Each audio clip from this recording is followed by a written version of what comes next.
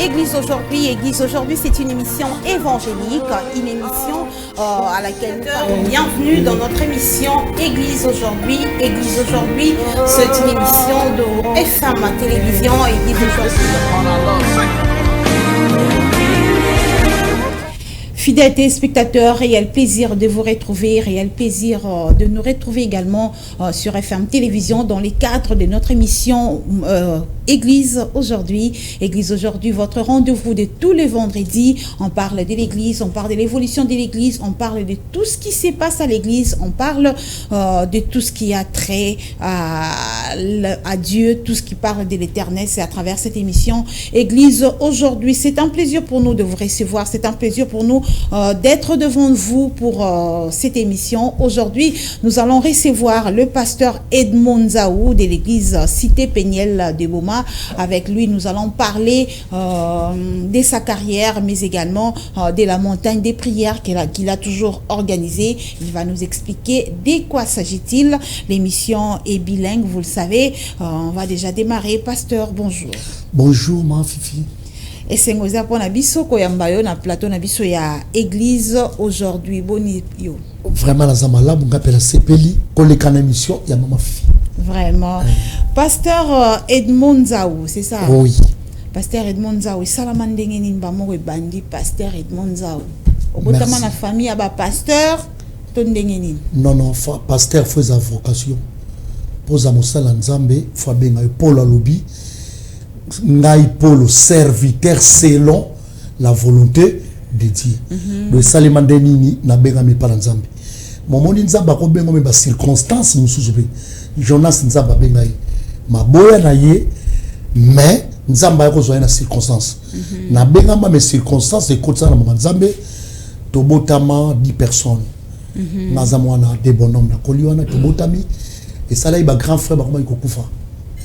Moko akufi ya mibala kufi ya misato kufi ya mine itanga iko kufa et bangisio nde mboko bangisa c'est trop dire mais ça au moins ezala ba appel mususu na ko so madame Fifi mutu po bongo la motema po bongo la bien motema fo akutana wana c'est vérité Paul soka kutana raté na nzela Damas nga bongo la motema bien so moni bato ba bongo la mitema bien on a besoin basala nzaba on a besoin bakutana so zanoka bien bon pour bon la monter mais ça moi passe donc peut-être bakawa na peko zala particularité ça ngate mes amis qui te batu nyonso ba bon la monter bien ba bongo na mingi na ba problème o bakutana donc ezala bongo ta ba grand frère ba konfi ba elinga sango malamu ngale kina ba église belé ba teinga na quartier na biso de mon oncle na doke na neo na longo edewe monde to tamboli tindenge famille na papa na maman bazaki na église non biso zabata protestant to say bata CAC yozo me maman oui tana okola na ko me maman na kermoneyo ermoko église mo ba moyenaise apesadi wana ba camarade to anda mema kasi ndeka lo église ba gente ermo na kesusu neyo apostolique ti kino skona ko zongela pinza na KDC pour KDC na ba protestant ezaka ndenge monde kuna sikoyo dans une formation et par papa nanga et mon limo mon père dans la foi passer le konde tipendenge lelo na koma pasteur osko bandaki ka panaye oui ngana bandaki yem da consacranga évangéliste évangéliste nazaki na kati ndeka izalaka tozo servir nzambe na nzela papa na biso tipe nzambe ayeko pesanga vision lelo na okamba vision na ngamoko na za visionnaire on za bapesa wana ba série ya ba frère Edmond ba nani Edmond to mba moka ndi batu bazala ka bimina titre non frère Edmond obandaki na bien frère Edmond ba consacrer na 97 évangéliste na KDC Betani na Boma et pas ya patriarche le Konde na koli kuna na évoluer kuna bongo lelo na za na cité Péniel biskanga na zokamba wana okamba sikoyo moko bandambula nini église Cité Péniel et bandit Cité Péniel et bandit depuis 2009 depuis 2009 le 30 juin 2009 de wana ezaki kilte na biso ya liboso na communauté Cité Péniel nini sala ki ko sa l'église nini sala ki na sa l'église merci eza question mo malamu eloko et sala ki na sa l'église nkolo aibisa na sa l'église po monima Fifi na ndenga mabete to solola nga soki ezaki mpona sa l'église na volonté nanga na koka ko sa l'église na bandai komona ndenge papa na ngana ko ndima ndenge manoni okoma na ndo mona ndenge d'abord azusu bambongo azuzwa na mona bambongo ngo ba dépense na mona ba déception parce que loko za passe mingi na musala nzambe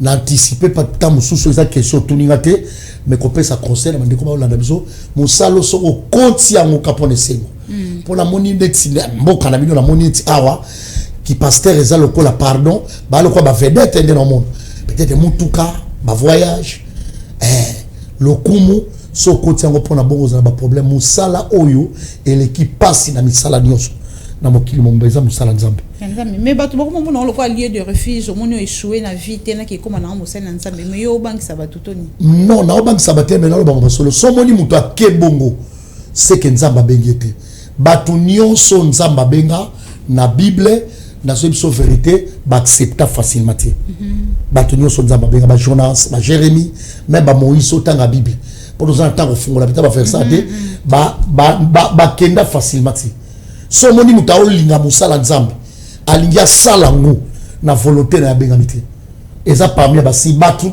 basala nzambe olanda presque batu nyonso nzamba benga bazwa ka fardo moko boye po bandima izaka facilité nzamba zwa bango na makasi même ba monse wana nzamba zwa bango presque sotali sindinga kutana nzambe na buswada dezaki facilité so moni muto a précipité alingi yango ono nazaboyi azo soto proclamer moko abenga miti en quoi est-ce que ça passe pour le bisa musala passe musala o passe nango eza mingi passe nango nazo mona mingi et ami na ba déception musala nzambe bomaka ba déception na ba choc yango ne so moni muta o lingango abenga mité ou bien ayebi yango ti ba choc okozwa mutu ayebi le côté au colisier au lakisie nyonso lobi abengi ondoki abengi ondoki yona mwasino boko bandoki et loko salanga passe koleka mwana mama fifi etalika ngai soki lelo nzamba zongi atuna passer nino alingi sute musanza mena ozamtali boso ona obo musala nzambe na oloba mambo eza série pona nini musala nzambe ba déception ndenge zabo oba olanda biso ba vio ba bandi yango ba yebi musala nzambe zana ba déception okozwa ma fifi aye na ba problème moko o ata ba boti ya ma fifi ba eba ko maîtriser te nanzela na yo orienté ye azui ba délivrance nanzela na yo mais le bon mona ma fifi a fingio chose grave beaucoup de même nanzela ata bonjour a pamba o apeso ya moté tuna bato ba bokola ka bato ba koma ba ingrat et pas na bango ba ko ipso ndenge sala même nzambe a supporter ingratitude biloko mi bale nzambe na lola a supporter ingratitude na rébellion. En quoi est-ce que ça le logo on a un problème parce que même quelque part dans la Bible aux yeux au félé kaba au pesango félé toi ce que tu as fait c'est le travail pour yo sale la rabato na to sale la ranzami o sali po nanzami pourquoi ozela et logo moko pa bato o yo sale soki nzamba zela ngana zela te akija de Shilo na Bible tant mwasi ya nani ya Jéroboam a se déguisé pour nani la sale bolamu te bazaki bengra parce que parmi nzamba sale pour Jéroboam comme konzi mais tant ba komi na problème na ndaku a se déguiser aye pachi akija de Shilo Yesu abikisi dit les prêtres non dit les prêtres comme quoi zonga abi où sont les autres et ça là passe na motema quand moko kaye azom sama to de panzambe to bonga na zelate soki nzamba zelaka mbongo so zelate même nzamba zelaka abi na keli moto tombo kelinga ngombe kutu na Isaïe ngombe kutu so ba mokonzi na ye mais Israël a bien le côté et ça la nzambe passe abi soki bo changer te châtiment koya vraiment obi musala ngoza musala passe ça la yonde ni tombo ba pasteur ba miyibi ba bescro ba nyonso ya mabe ba pakola bino ba bilelo boko moyi ba bandimi mbongo à travers ba offrande ba bilo ebele pendant que yobe ngo musala passe ça la te wana ku de sala nga passe te passe wana za jalousie et a jalousie pour sa ignorance na batu muso za jalousie na batu muso za ignorance musala nzambe biso de bandi ko fingama yesu alobi soki nga nzeta mubeso ba salinga boy bongo bino Yesu a préparé biso abi ba oloba mabe pona bino soki bato ba finga inga bino ba finga bino mais prenez courage car j'ai vaincu le monde Jean 16 33 donc wana kutu et le bangelo de moni batuma fifi ba jaloux pas ba pasteur ba musicien ba ko bongana bango ba politicien ba ko bongana biso ba ko bongana bango so que ça na batu ba so yiba mongo même na mboka na biso et ba pasteur de Gizawana c'est lui qui travaille à l'hôtel mange à l'hôtel on a Paul à lobby ceux qui toté bino sa malam faut peut-être soit par côté pas na bino hein pour na nini to comme la milikiti donc tant que tu es dans l'ensemble ceux qui sont dans l'ensemble ba au pamboma ba na droit ko zong sa dîme parce que c'est la Bible ba na droit ko payer offrande parce que c'est la biblique mais ce que bazo ba passer ba mi oui il y a des pasteurs au ba ça la violence hein nzamba tine non nzamba ola kisanga faut s'aimer et le hôtel faut s'aimer le pain faut s'aimer bijou na haut te wana les habiletés parce que Bible bito soit qui gratuitement to peut saper gratuitement. Le pasteur a occupé aux alas et puis il est pasteur ou doit y rester car non, ça dépend de Nzambe à Bengelio. L'appel est différent. Paul a lobby ka sali ko le kabamonios dans Nouveau Testament mando sala ba tante na ye pour aza la charge était pour na bandimi a lobby yango. Osomona n'épître na ye na Thessalonique a lobby o azo salate aliati. Au cause de la pasteur aux appels à misala mususu eza pe mabete mais peut-être et la batu mususu tam so ko benga mana temple osomona to moni ba Moïse wana na ebite moi na se tromper na moni place à salati mais et pe qui s'habite sur aux pasteur au coopérité ndeto lobaka au coopérer moyebika ko organiser makambo na era lo sambo RP ya ko luka passe biso ba kongo to ba sala 100 000 vraiment. Église Cité Péniel Naboma, depuis 2009. Hein? Depuis 2009. Donc 12 ans déjà. Non, Église Cité Péniel, oui, 12 ans. 12 ans, oui. Et ce qui est bien? En tout cas, très bien, très bien. Par la grâce de Dieu. Les Kamboso Nzambe Mutaibiso yango ataba combattre yo et ke malamu. Yango na ministère keba kokota pour monique pasteur mormo ke poto. Pasteur moi tambolaka en carrosse le remember tu yango na.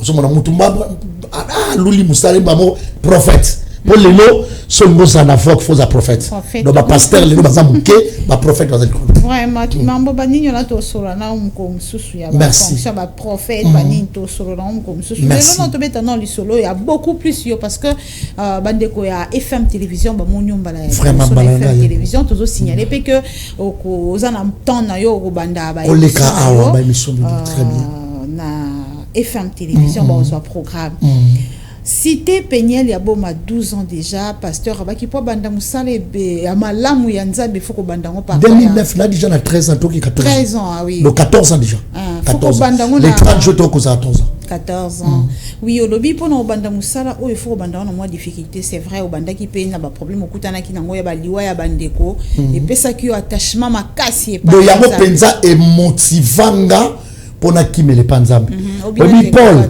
abenga mati mais Paul somi se kufate yo kanti Paul anga kwa mondimi na ndela ibisaki mutu pa bongo la motema bien faut kutana na et après tant que yo kende kuna ba kufa wana si ya kolanda non oui naza parmi abatu mais bande kona bazolanda émission bazali tangu na bandi ko sambela nde loko lingisanga Yesu nde ngala linga Yesu sans intérêt ngaku na vie chrétienne batebele ba compléter sa vie à ba perte vie chrétienne sa vie à bénéfice mais sa vie à perte so yena ndenga bénéfice au salon bitana nzambe po tangu na bandi ko sambela ba réveil ya kalawana na ba 1990 ya manzanza to kuti peta do groupe de prière wana ba prière ta ba encadrer biso en tout cas li akufa ekatana pour so ba kufa chaque année mfa kufa na tuberculose mutaro kufa bongo mais à partir de ko nzambe lien wana et à qui ko katana petit de l'eau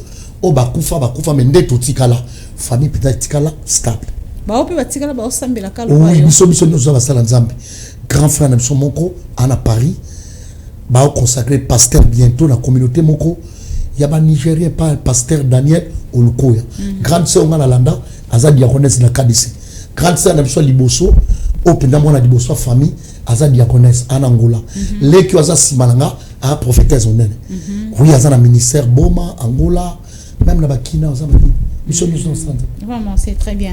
Du coup, église Péniel avec le pasteur Edmond Zaouna tête. Et le konini memi ya sikana kati église. Pour église ezalaka déjà.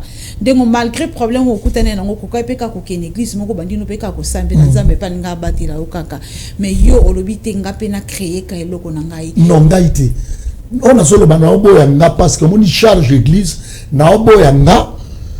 Bon, presque tout le monde le mais comme yon dem to gérer. Oui, on innovation ni église Péniel la même matière ya église na mboka na biso Congo. Na mboka na biso Congo pour nanga na koloba innovation Péniel memi ezali ko dépeuple kambanguna. Oyebi madame Fifi et ça langa pasi lelo batu ba ofinga ba pasteur mais ba otala bolamu ya ba pasteur ti. Ma Fifi d'abord na lo bana ponanga. Innovation na memi na église. Nana batu bazaki ba kuluna ba koma ba frère. Nana ba jeune fille bazaki ba ndumba ba koma ba chrétien. Stratégie. Et ça déjà et memi d'abord na ba innovation cité Péniel et memi na Congo éducation. On se demande pas aux ambisca misa to l'éducation. So rater l'école, on rater nandaku, on ko rattraper en église. Pour nanga particularité. En général na koloba. Ce qui a mabe bazali, ya malam bazali. Et lo kwa malamu oyo ba église na biso memi na Congo na koloba ezali pe éducation. Ma Fifi na mboka na biso. Soki ba église esala musala te. Ne mboka na biso zo mona lelo ba revendication. Ozo banenga eza makasi na peuple. Parce que peuple congolais faut to bango vérité to zo fi ba justice ebele. Mais ba mater na biso ba passer. Frère Nzamba osala. Sœur total Nzambe. Biso mon Jésus vivant par la foi. Total amokiro mais hors peut deux abe la part au sein de la nation. Donc faut pas féliciter ba passer na bato ba ba passer ba ça l'autre na zone so vérité rien. Ba passer tozo jouer rôle koleka ba politicien. Soki le peuple ba dozaka ba bima na balabala c'est nous. Mais soki ba passer te ne le mona ka chaque fois bato ba bima na balabala bato ba soko kize biso biso soko la li sabatu. Olo ba ki ba passer ba ça l'autre a na lobby d'une façon générale. Mais particulièrement na émission et meni éducation nana bana obazaki penza bandumba basali mariage akomi mama libala mama na bango mukola mariage azolela abi pasteur merci papa merci poni total ramalamu te ka total ramabe ozwi ndumba otei akomi mwana nzambe babalié na facture ata chaussure kudu ba tiete pasteur hein ba tiete da chaussure de pasteur voisin est-ce ba député ba mona côté oui, stratégie za kini pour ko longa bana na bazana bala bazwa comme pepe à 3h 4h ba yoka te hein. Oui, ba yoka te stratégie za moni madame Fifi mosalo sozo salango sans intérêt moko hein o luke intérêt moko te oyayo nzamba ko pesa yo pouvoir na makasi na biso de roter bato babongo na mitema te biso toteaka même ta simba na mitema bato babongo na mitema ezali nzambe Paul bagi bokende botea ngamo na uzana bino biska nyonso bino boke non eloko sala soki olingi musalango ozo sango pe na ndinga malamu nzamba osala ke batebele baza convaincu par nango na lo bakate même pas ba jeune mais na zape même na ba intellectuel belé l'église o ba lekinga na kotanga na musika bazoke la pembongo te mais bandimela Yesu pona oyo ba mona kati na ngai et l'homme sur la base madame Fifi mutu so ina kutanité ba pasteur ba escroc ba passer ba venturier même so mona batu intellectuel atama na mitu kutani aola la bien ta mona ba démonstration na buta ko mundi mala na sa musika donc to pe satana tata a révélateur à mon bébé. Vraiment, Tolobe la siko montagne des prières. Oui, montagne de jugement. Montagne de jugement. Funda bango, montagne de jugement.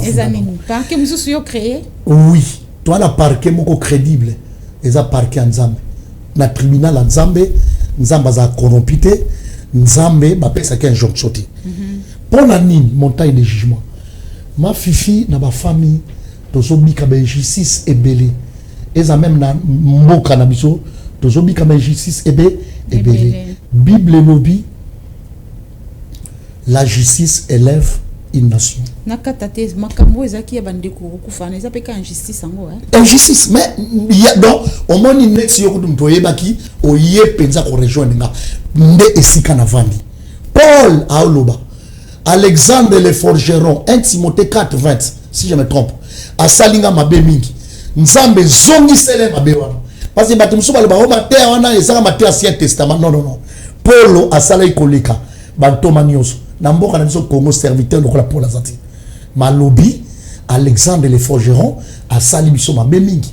Nzambe zongi sele mabe. Nayi. Alobi na Galates chapitre 5. So ba na 8 so ba ni kitati na 10. Onyo so bazo troublé so baza la troublé bango moko. Na zongi na ancien testament. Esaïe 34 verset 8. Nzamba lobi Edom basali peuple nga mabe mingi. Mbulo yo nazo zongi sela bango mabe na bango ba refuta masomo. Ye moko lobi a dit la vengeance et la rétribution. Donc ba injustice talaka maman. Nga le na comme responsabilité parce que natala na famille mamunyo c'est comme pasteur et dit mota mususu. Ozomona mais tozaka na ba yaya na bamboko. Ngazam to kon la debonomo na ba yebi. Ba yaya o bazaki na ba faire ya liboso akufi. Inane muso alandi. Inane muso alandi. Inane muso alandi ezagiste. Parce que ingratitude est injustice. Ozomona nga babiloko mingi to mona kana ba cause moko. Ozomona tamuso lupango na bino moko. Ba komba boma kabino, baboma bino, bato bakimi lupango to tikela bango kaka. Injustice. Papa na bango nyo kwami. Ba bénéficiaire bozwa papa na bango te bino na kindoki na bino. Bo komika ko monisa bango ba mystique ba kufa. Baba la bien te koleka bazemi. Eza ba injustice abali. Mobali ya futi mbongo na imwa sa kena ndaka libala. Bazemi koleka ba injustice. Alors face à ba injustice wana. Eza na mamuso emona na kate, muso emona na ka. To ina ofunda bango panzambe. Na tangi po nina sa musala malonga te mutatangi azalo kwa mutatanga te ba syllabus na yi banzela bakolo mais ba komise kai na ventre soki na mona te mafinga na mona licencié na mona wana toke bangola to atekela bino café maza licencié ando betelo masolo IBTP abetelo masolo inikil mais à se retrouver bino kutu botanga buke ya l'équipe na otanga a servir bino café eza justice eza JCT parce que justice soki mutatangi mingi fois ça na bureau lokola yo aliambuma musala na ye pour bible lobby ko liambuma ya musala na yo n'Ecclésiaste 3 ezali donc ko ute pa na nzambe donc eza JCT otangi mingi ozi musala malongati obali ofuti mbongo ebele mwasi akufi na zemi ya liboso ngana passer na monango do ba injustice wana ndena hotelema mutu atangi foza la venturier akozwa musala te misale zaka na ronde moko boy e balukaka bango na bango totika so de fun na parquet ba juge honnête bazali mais so atali likambo so na kata na sembo bana nga bakufa nzala non azo injonction mais nzambe azo ka injonction te ba témoin Jézabeli na kil toana ya jugement. Montant de jugement, ça montant de jugement, en tout cas pour le moment, tout ça là en gros après 2 mois. Parce que tout après ça. Chaque 2 mois. Oui, après 2 mois, tout ça là parce que pour le moment, tout ça n'a pas moyen. Il y a aussi en gros chaque mois pour tout ça là mais si quand tu dit qu'à la longue nous avons ça grâce pour nga siège à ministère ça na boma. Ana kid na ki po na so minimi pour la montant de jugement. Ce qu'on s'appelle là-bas, balancer même moi édition. Déjà, aux 5e édition de nos salles. La permission, nous sommes balancer moi édition. Bâtiment mon andé les là tout ça on a jamais botanique. Merci. Montant de jugement et ça la maka kaka na Kinshasa ou bien kuna pena. Non na boma pesa na boma tout ça là chaque premier lundi il y a moi. Ce qu'on s'appelle là à Ozulanga ta moi fiche muke à chaque premier lundi à moi de 9h à 15h. Et bandi kuna na moni en plein nango. Batu bakanga ba mabota batu ba mona be justice a famille ba balarati mais on nzamba ça il ba on a bi non et ça vision mo faut pas même on a capital batu ba profiter mutaye ba ndenge nini kaza victime ya injustice mutu faye ba ndenge mutu poye ba kaza victime ba injustice faut à comprendre au moni an amana ko sambela mais an a comprendre ngati an abana ko mona kaso prier na ye mamunyo c'est ça normal webi madame fi mamunyo so commissaire normal nyonso ezala normal ti 5 filles pour la zone na an 5 filles mon Bible bana Shelofad na nombre 27 au moins injustice mo babandai ko vivre donc injustice babota mabana basi bakotika na héritage ya papa na bango te bandi ndenge bavandi famille ba Sophie wana pese exemple ba kufa bango nyonso lokwa bazaki na mwana mbali te moye bazwa bomengo papa na bango ezate fama ba elali ndenge moko famille ba Georgette ndenge moko famille ba Marie lokwa bazaka na ndeko mobali te bazwa héritage et pas ya bandeko ba papa na bango bango ba eko vanda bazaki bana baso babi non loi wana na mtabandaki ba bisi bango nzambe te biso moni en justice to kenda ne pas Mosala pas Moïse biso papa na biso akufa na rébellion te na nombre 27 ma kufa na masumu na yi yango na profiter na pesa ba rebelle conseil na l'église rébellion futaka te même nzambe akotika la ko appuyer rébellion ata mokolo moti et futaka te pona lingoma ba pas Moïse a dit non niveau za niveau na ngati ouais comme niveau ba leader parce que bitumba musuma fivie ko bunda na yo mais za bitumba ba leader bezo senga pasteur ce qui pasteur a kokité et sengi nani yé mo nzambe Moïse a dit ouais za niveau na ngati po yemel mutape sa loi o a kesi ko panda nzambe cinq filles à chéri chabalobi ke bango loi wana balingia ngo soude papa na bango zaki rebelle faut pas zo mo papa na bango nzamba lobi bazana raison tanga bible ce que celui qui téléma qui demande que la génération va quoi donc ma fille il y a des choses pour voir na téléphone de téléma an abana ko botate stérilité zoye azofi ba justice ba do finga yo bonne justice azaki moi si mobala linga mingi mbana ye a comment rendre mal à l'aise injustice ba do finga e combat botate bib tanga bible bien an abana ko kendaka azozongaka mais loko mona simbi bi chaque année hein et komagi kabongo an alobi ano le kwa tomati bango bazonginga na ozongati po souffrance nga na mona ngo na cadre de justice le ko binisa ka batu d'abord faut comprendre an abande ko kende mano comprendre tango e ko comprendre que non problème on a kenda nga lo sambo na zonga mais ce qu'on faut na changer système le batu ba changer d'église pam an a changer nzambe te a changer pasteur te a changer église te ma changer système donc on comprend tant que changer comprendre que non ndé na sambelaka to kenda ka groupe mais ambalo fona lukana ba doketenga moko pende na sambelaka to umelaka te ambalo fona ou balobi clairement na bible comme elle resta longtemps dans la prière Elia salamu salamu kena an a déclaré kaka so za bandimi ba comprendre pasteur au souffrité lelo na Congo to za na problème na za na temo na otea ndé na osonga ba bengisa na matadi la compréhension est la clé de la délivrance. Donc, tu sauras comprendre que nous avons vivre en justice. Nga fifi, na kelation na tangi, wani zandakisa. Na koza la boité, na boto na zanango. Na koza la célibataire ti. Parce que tout le monde a même na Bible, somme dans qui toko abala anoki. Tout le monde a brama kota na moi si na qui toko roi c'était là. Tout le monde a ngo pepa ya nani. Rebecca. Donc, au ce moment mutu faut comprendre, so comprendre non eza ben justice nazo vivre. Ce que so comprendre apprendre à montagne. Oui, ce qui a comprendre faut ce qu'on a revendiquer, à se révolter, à se rebeller, doit se rebeller dans makambo wana. O yazomo na lingia ngosuta se révolter na prière. Ce que mutu musuta mususu pe azana mayelete. Ozo baninga azana mayelete ko comprendre na makambo na omona ndeni fona lukela nzambe.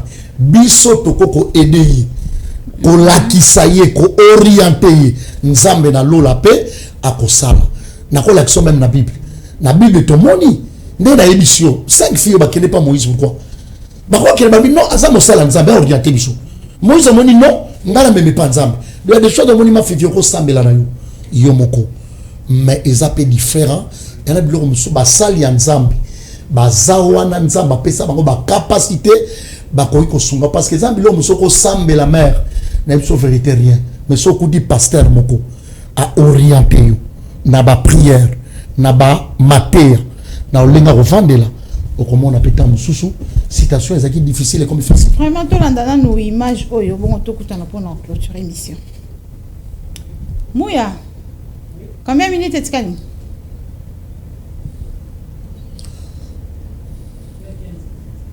ça a combien?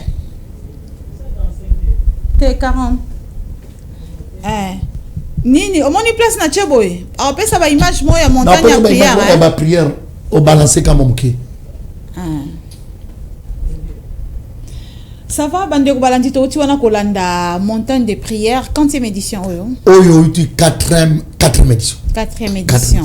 Banda première, deuxième, troisième, quatrième édition, bah résultat nango ezandengeni. Non, bah résultat nango ba nanzambe ba bandi ko comprendre l'importance nango.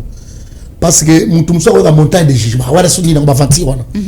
Vous mona? Alors ça azo comprendre neti. Mais soki muta vandi na bandi ko fungola ye à comprendre. Mon même de ko tambola ye de ko shiko kazana. Tango yaki ya prière pas na bisote. Mais tango yaki ce qui est là, quand même, il pour la montagne de jugement. Tant que vous voyez, na Kinshasa. Hein? Na montagne. Non, na boma. Na boma na salamou. Il y a na Kinshasa. Tant que vous voyez na boma luki église, à la mbala ya yambo, à la mbala mi balé, abi no mambo za la famille na biso. A memi ba déconner nyonso. Mokolo ko yamba ya ko peso ba témoignage. Donc maman Fifi a ba blacté na montagne de jugement, nzamba osama bebele. Yana bilo musupo nzamba tango le faut comprendre.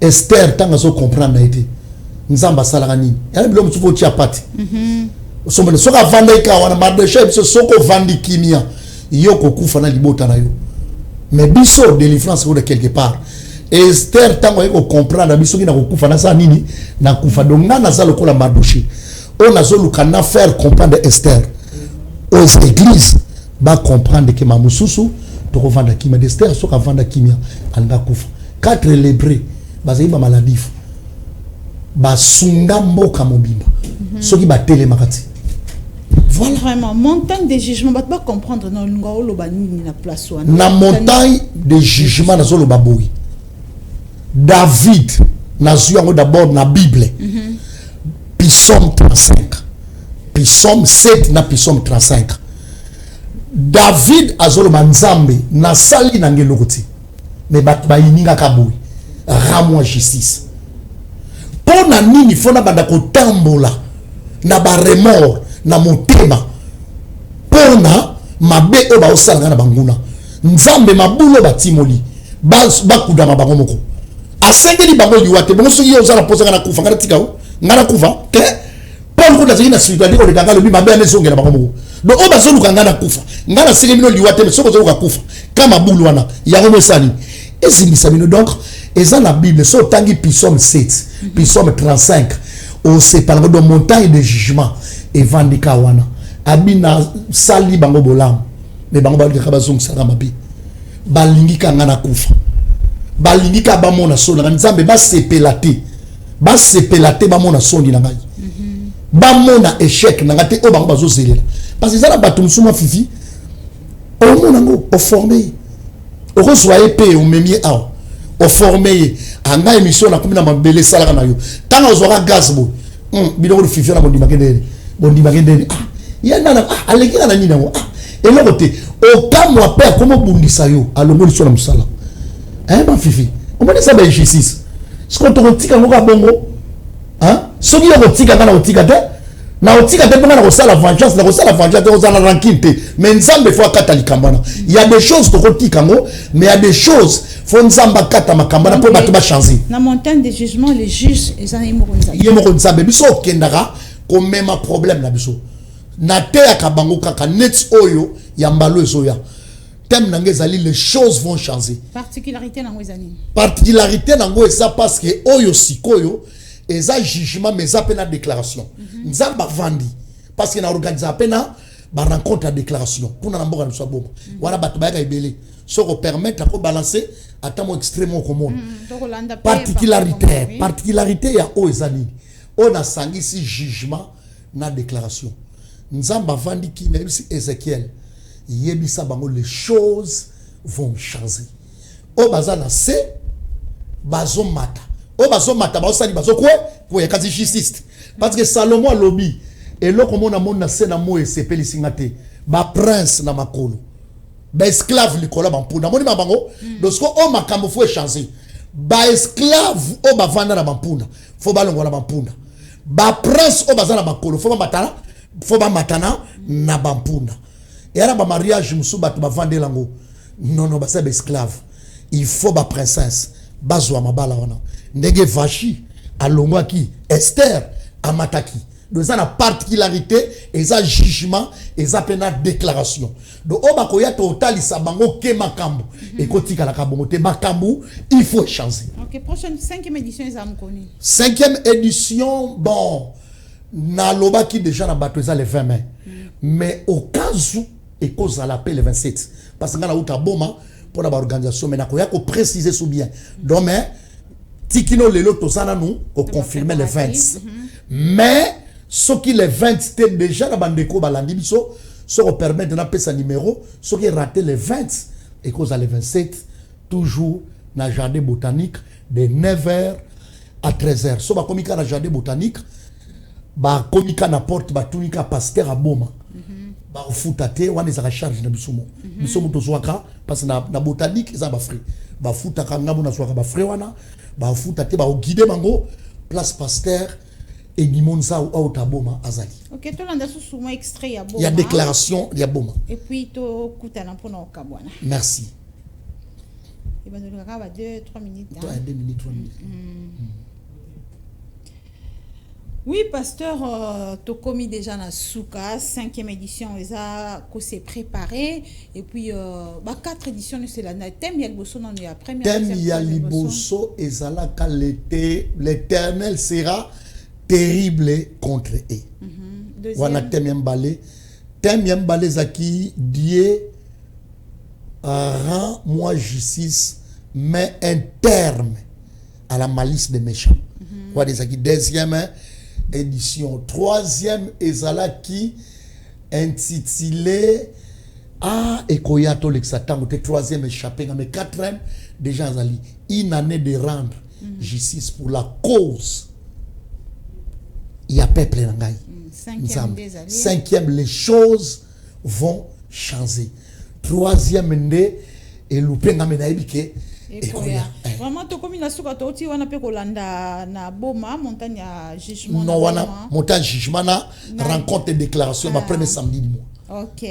De toti kolanda ici avec le pasteur Edmond Zaou Cité Péniel. Cité Péniel oui, communauté Cité Péniel na Boma précisément na arepo là donc na arepo là so ba comme on a déjà panneau l'église so ba tuni partout na Boma. Partout so ba tuni pasteur Edmond Zaou. En tout cas, nous avons expliqué. Olona misisa. Non, en tout cas, na boma on a vraiment wana ezamboka bampani. Voilà les amabele zaba chebiso. Vraiment, tout ça mitune bele marambo bele ya weba par rapport à montagne de jugement to kozwa temps ya robengi sa oli sopoto solo là. Lelo déjà za question ko pona biso ya koyamba yo émission na biso comme na suka nini to ko kanga par rapport ya montagne de jugement. En tout cas, na montagne de jugement tozo bonde la nzambe pour délivrer son injustice. Donc bato moko boye ba commission mari de nous injustice. Moi ça kelema pour balabota. Mais mari de nuit au mona moi baba le zate so fiança lingio ba faire de bando kangama au moins mois bayeyo pour mon masque de vieillesse na mona petite sœur camarade na moko boye liba la fois en octobre na août mo bala bina obana nga suyete. Tellement nous sommes en église on a autant à comboter ba compléter menga na mona déjà moi na moisiona ba tchai masque de vieillesse donc ça ben justice et loko faut ba simba to yaka ko lukanzambe ko funda benemi na biso loko la nzamba za justice bilo mso senga faut ça la ba démarche Esther sala ba démarche habito gêner 3 jours na okende pas roi soki na kufa na kufa nzamba sala donc sala ba démarche pour la délivrance et ça ba kilte moto lukanzambe to funda to présenter na biso mabe ba osabise pa na nzambe po nzamba kata maka parce que nzambe mo zoloba na Esaïe 43 réveiller ma mémoire yemo mutalobi bo réveiller mémoire na donc si les gens de l'eau faut ba simba donc na ko réveiller mémoire ya nzambe po na batu oyo ba osala biso ba justice po nzambe akati la biso makambo yango tobe yango funda bango vraiment funda bango bato ba funda ka est-ce que ba yebisaka bango pe pour le love prophétie na baki to solon ko mususu mais to na le kakaka ezala comme on ndenge sala bo tata mo si mutazong sa bo mutu mutasala bo pesaka bato ba kombo ngo ba ya ko funda to ba ya kaka ko prier parce que tu as ces problèmes sans la kaka non on moni prophétie eza domaine nzambe bible bina Deutéronome 29 oza révélé eza pona biso na bana biso oza caché za pona nzambe prophétie soki nzamba ebisinga message apesinga message ntango na concevoir message wana yebi ndenge na kobimisela ngo omoni Nathan Hein? Nathan, Nzamba talissé les campons à David. Amoni que David n'aime d'asali ma bépon à moi si yairi. Ba ken na wolo kwa la lycée c'est mon moi zaki na ba même mitano. Na mo azaki na ngomoko. O azaki na ngomitano. Ambi mapaya. Ake ko zwa kwa azaki na ngomoko. Mutu ala fa kufa izayo. Moni message faut za na maila opesa. Mo ko za message bien mais kebe ozalo kwa Jean-Baptiste ba okato mutu. Mais zala lokola Nathan. Okaboli batu prophétie en Nzambe et panzara batute. Mais prophétie ça pour la édifier édification. Il y a des prophéties au kozwango même pour la sagesse. Au lobby na yote au bombika ka monter ka mutu. Dans la montagne de jugement ngana na prophétie pour la batu. Ngaza prophétie. Mais Nzambe pas tal sanga makambo. So ka tal singa makambo eza na vie ya mutu. So na mo likambango so na lobby yango bo créer trouble. Pour Nzamba pesi so sagesse na un homme mature. Na ebi ndenge na kolekela yango koyebisa ye po emema ba problème te passe tozawana pona ko panza ba famille ya batute mais tozana pona ko komema kimia. Pasteur Edmond Zaou, cité communauté cité Peniel à Boma ezaki sengo pona biso ko yamba omukola. Merci mamanga pe la sepeli ndenge opesi biso grâce à koleka na plateau na bino nzamba pambola bino. Merci beaucoup. Chers téléspectateurs, c'est la fin de cette émission Église. Aujourd'hui, nous avons reçu le pasteur Edmond Zaou de la communauté Cité Peniel à Boma. On a parlé de son parcours, mais également la montagne des jugements. C'est une séance de prière qu'il organise après chaque 2 mois au jardin botanique à Kinshasa et à Boma. Et le rendez-vous pour la 5e édition, c'est pour le 20 mai, sauf changement de dernière minute. Donc, c'était un plaisir pour nous de vous savoir très nombreux. Pasteur, je vous permets le numéro. Vraiment, c'est très important. Merci beaucoup. Mon numéro, c'est 09 09 98 52 32 95 sur WhatsApp. Donc, il faut appeler les pasteurs si vous voulez participer à la montagne des jugements. Peut-être qu'il y aura changement. C'est à travers ces numéros que vous aurez tous les détails. Merci, chers téléspectateurs, de nous avoir suivis. On se retrouve prochainement pour un autre numéro avec un autre invité, bien sûr.